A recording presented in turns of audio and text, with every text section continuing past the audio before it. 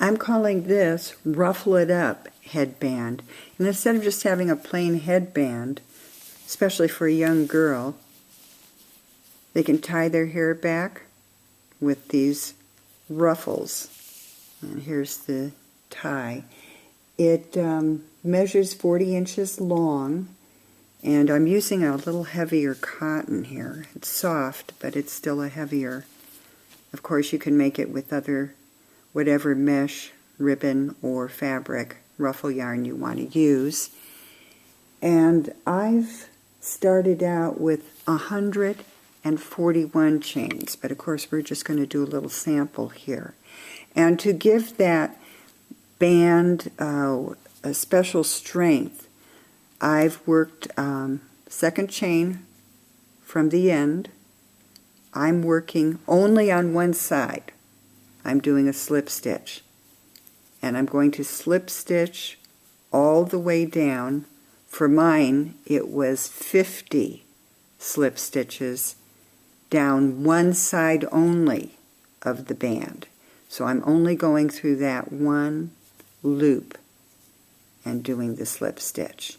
Now I'm going to add, after I do those 50, I'm adding my ruffle, and this is something a little different than I normally do also.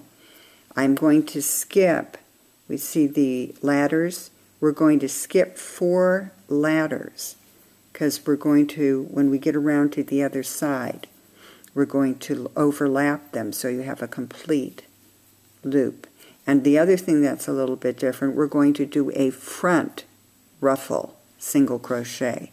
If you've watched the other ones, we usually hold it in the back, but this time we're holding the ruffling fabric in the front. So I'm going to go through my fabric first and then into the next single crochet stitch. So we've got and again, I'm only working one side, so I'm only working on that one back loop or top loop, and I fold the ruffle over as I'm working. Again, just going through that ladder of the ruffle yarn, and then going through only the one loop and completing my single crochet.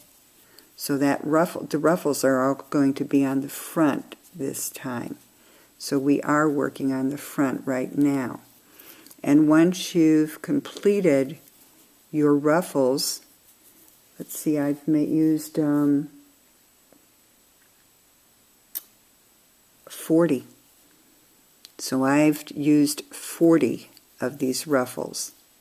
Of course, we're not going to do that much now, but you keep working, just working through that top loop, and then once you've finished your ruffles, we're going back to the slip stitch to complete the other side of the, or I should say, yeah, the other tie. So we'll do that. Just complete that there, and then you drop your yarn to the front, the ruffle to the front, and now continue to work a slip stitch only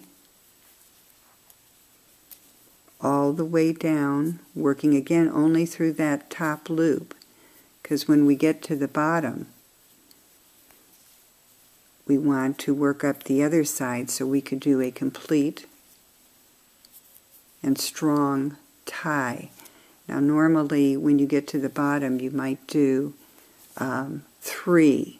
I'm not even going to go to the bottom, but in this one I'm only doing 1 on that side, turning it around. I'm not doing the 3, and I've started to work now in the other side of that chain, and again I'm only going through 1 loop. I'm not going through 2 loops, and I'm doing a slip stitch, just working through the 1 loop, just as you did on the other side, but now we're working up this side until we come to the fabric again.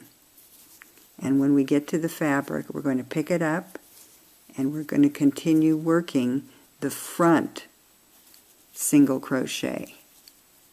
So I've finished now my slip stitches. So I've got my tie done, and now I'm bringing my fabric over, and I'm just repeating what I did on the other side.